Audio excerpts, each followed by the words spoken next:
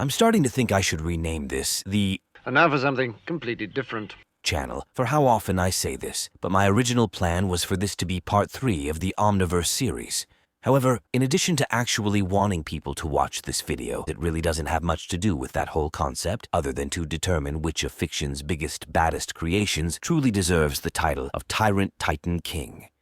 Now, to be very clear, we're talking about monsters here, not gods, primordials, or elementals. At the end of the day, the stock of myth and legend are just strange animals. Elusive and powerful animals, granted, but animals nonetheless, meaning that they have needs, wants, instincts, and prerogatives, just like anything else we're accustomed to. All of which is to say that, to enter in the running for this contest, a creature must meet the following 3 criteria. 1. It must be a mortal creature, by which I mean if the thing can only die under certain or special circumstance, i.e., if the plot wills it to be so, then it's off the list. Number 2. It must be a living organism, a definitional framework for which I'll leave up on your screen. And number 3. It must be a kaiju or below in terms of its power ranking. For these reasons, I'll not be considering utterly mythical titans such as Jormungandr, Tiamat, Leviathan, Typhon, and so forth, since all of these beings are either scions, avatars, or emissaries of primeval cosmic forces, not natural phenomena. Yes, I just called Godzilla a 354-foot-tall, 90,000-ton behemoth with the power to bore a hole straight to the center of the Earth with his breath, a natural phenomenon. My reasoning for which is simply that the Gojira are a wholly emergent part of their Earth's natural ecosystem, effectively no different than any bizarre extinct animals that roamed our own Earth in the distant past. And now, with our parameters fixedly squared off, the next most prescient issue we need to dissect before we can go anywhere with this topic is why this is even up for a debate at all. An important point to note here is that, contrary to what the on-screen chart may imply, placement on a higher tier does not automatically guarantee victory in one-on-one combat. It just means they occupy a higher status rung in their respective universe's cosmic hierarchy. Much like how a medieval king's crown wouldn't necessarily win him a duel against any one of his knights or men-at-arms, kaiju can, and have, been taken down by monsters underneath their own weight classes under opportune circumstances. Likewise, in many a mythological creation story, the gods are said to have once wrested their power from the hands of an older, and oftentimes more powerful, race of primordial celestials. And given that the rank of alpha in the animal world is attained on the basis of superior power and only secondarily admitted to by way of reference to lofty abstractions like virtue or honor, let us see which of our contestants truly deserves to be called the King of Beasts. No doubt most of you will have clicked on this video with your mind already firmly set upon one particularly famous kaiju in specific, but also consider that there are a few other characters from other verses who've been labeled thus or similar, and so my question is, which of those others could, if put into the same world as legendary Godzilla, pose a serious threat to the Monster King's title? To which the answer which comes most readily to my mind are the Vampire King, a title most commonly bestowed on various incarnations of Dracula, although I'll be focused on Castlevania's version for reasons I'll tackle later on, and what has been alternately called functionally similar variations on the Dragon Lord. The 3 senior-most claimants for which in my book are Toothless from How to Train Your Dragon, Skyrim's Alduin, and Tolkien's Ancalagon the Black. To start off with a move that may surprise some of you, I'm going to quickly go over my thoughts regarding Toothless and Alduin in rapid succession. Simply put, Toothless is only in the running here at all because of his status as the Dragon Alpha, and because he's fought titanic monsters like this before, and so would at least be able to hold his ground. However, just as in those previous fights, his success or death in this arena is predicated upon his ability to quickly identify, target, and penetrate one of Godzilla's only 2 potential weak spots, the eyes or the gills. Yes, Godzilla has gills. If Toothless succeeds at meaningfully damaging either of these 2 vital areas, then he wins. But if he doesn't, he's almost guaranteed to die, either to a single shot of Godzilla's atomic breath or get literally stomped to death under the Alpha Titan's monstrous heel. Alduin, on the other hand, is what I like to call a padlock character when it comes to versus matches, meaning he's the sort of character where his victory or loss is utterly dependent on a single specific factor being true or false, the quintessential example of which being Superman. Basically, if his opponent has kryptonite, then they win, unless plot. If they don't, Superman wins.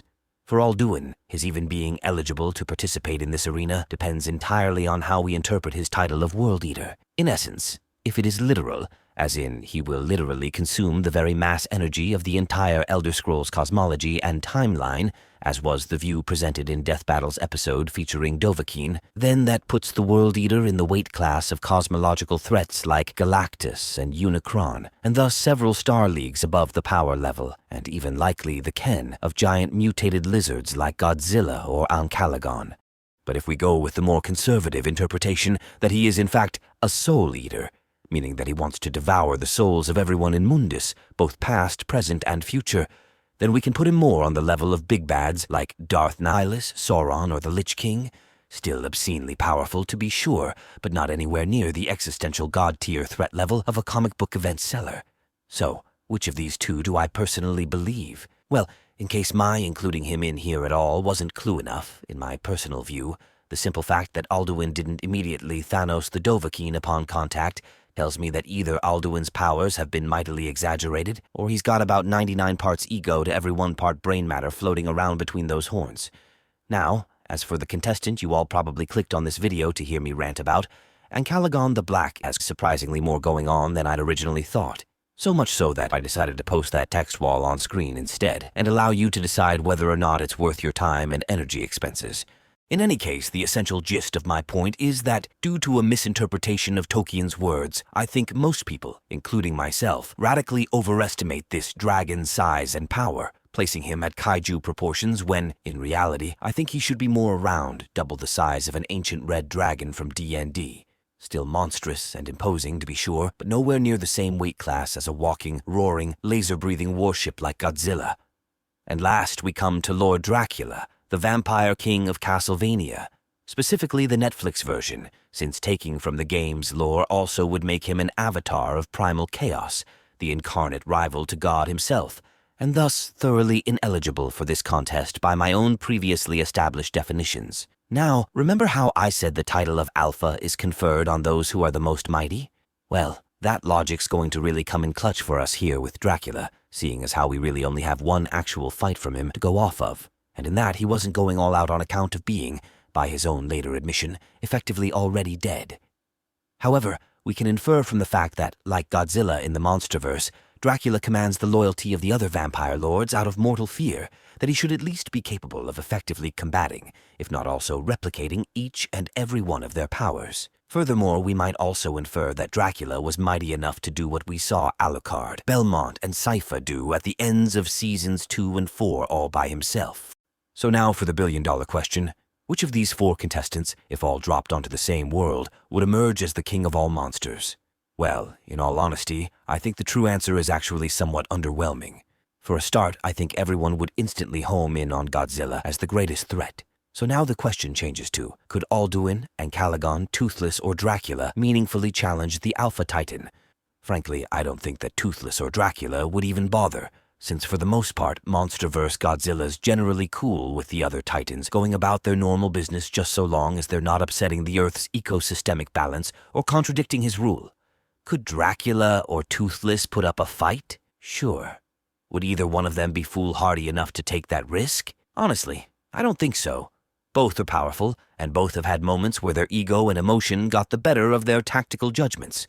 But on the whole, I think they would recognize a peaceful alliance with Godzilla as being more beneficial than the potential cataclysm a duel to the death would entail. But just so that nobody can accuse me of chickening out, were a no-holds-barred duel to the death to ensue between these 3, I do believe that Dracula, with his superior intellect and magical arsenal, would defeat the Alpha Titan, though not by any stretch of the imagination easily. Toothless would, in his alpha form, put up a decent enough fight, but ultimately I don't see him being able to cause enough harm before Godzilla got off one lucky shot of atomic breath and vaporized him.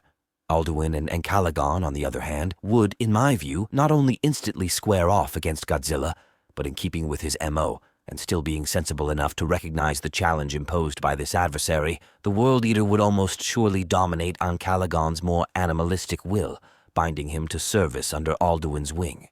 However, even with their powers combined, I don't believe these two would really stand a chance against the Alpha Titan, even if we assume Titans have souls. If you'll recall my arguments for why Alduin's World Eater title is exaggerated, if devouring people's souls was something he could just do on command, then his inaugural encounter with the Dragonborn should have lasted all of 2 seconds. So no, If a buff dude with a sword could threaten the World Eater, then a building-sized kaiju with a Death Star for a face should have little difficulty squashing both him and Ancalagon, who was, quote, injured in meaningful combat with an eagle less than a fifth his size. So yeah, all in all, I declare Castlevania's Vampire King the ultimate victor. Although I don't really see it coming to that, since Dracula's more sensible, strategic nature would lean him towards forming a mutually profitable alliance with the Monster King, rather than duel him in a potentially Pyrrhic test of bravado. Of course, that's all just been my own speculative opinion. If you think I'm wrong, or if you just have something more to add, feel free to let me know down in the comments. And while you're there, consider also leaving me a like or a tip. Subscribe for more stuff like this, become a channel member, or check out my books if you feel I deserve your patronage. And until next time, stay safe, stay sane, and remember, you can never think too much. You can only think badly. Peace be upon you.